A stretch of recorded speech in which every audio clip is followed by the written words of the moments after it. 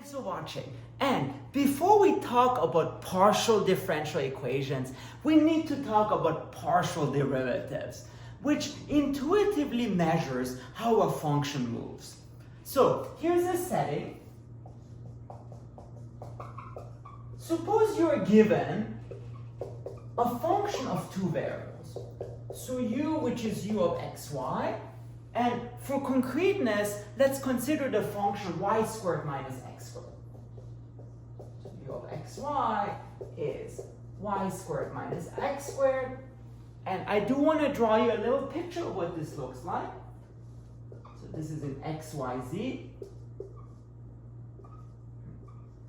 And it actually looks like a horse's saddle because it curves up in the y direction and it curves down in the x direction. So that is what the function u of xy looks like. And in particular, we want to answer the question, how does u move in the x direction and how does u move in the y direction? Because if you notice, in the x direction here, the function u moves down.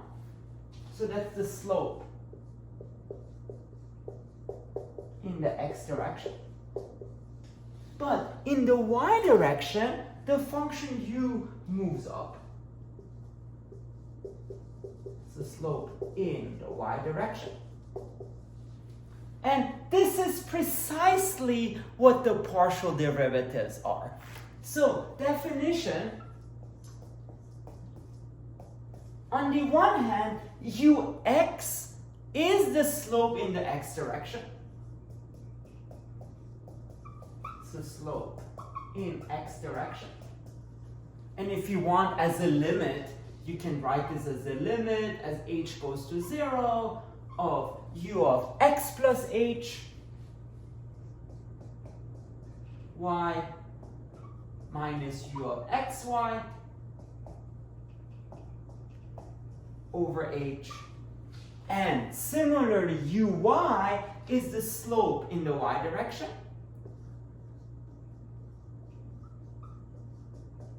In the y direction.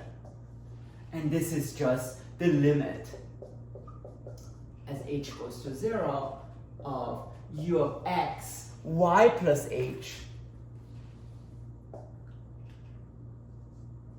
plus h minus u of xy over h.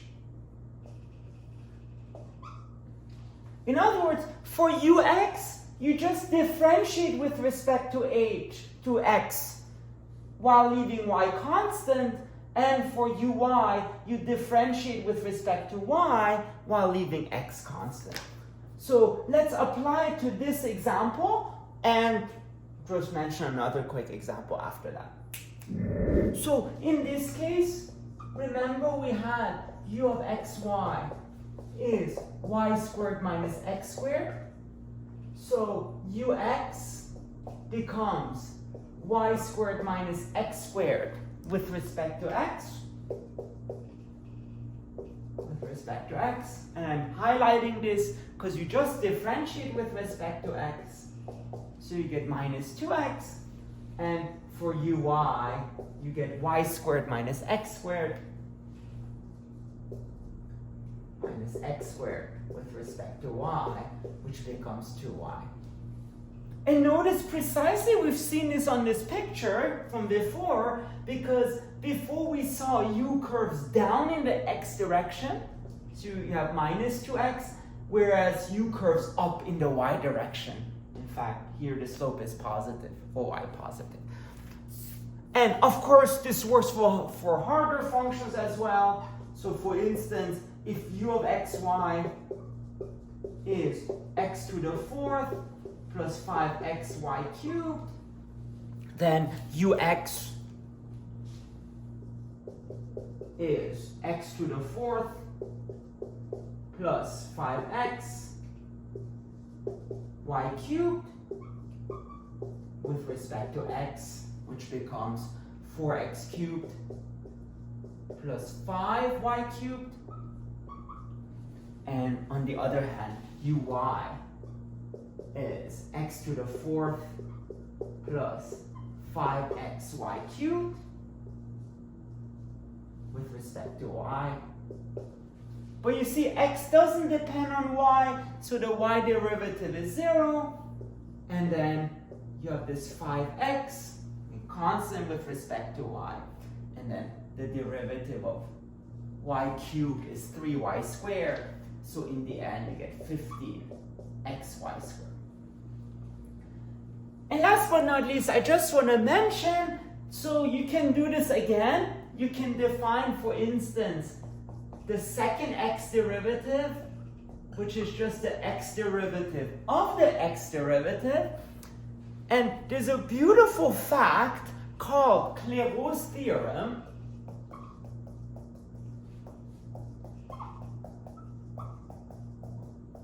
which says that uxy is uyx. In other words, the order of the derivatives doesn't matter.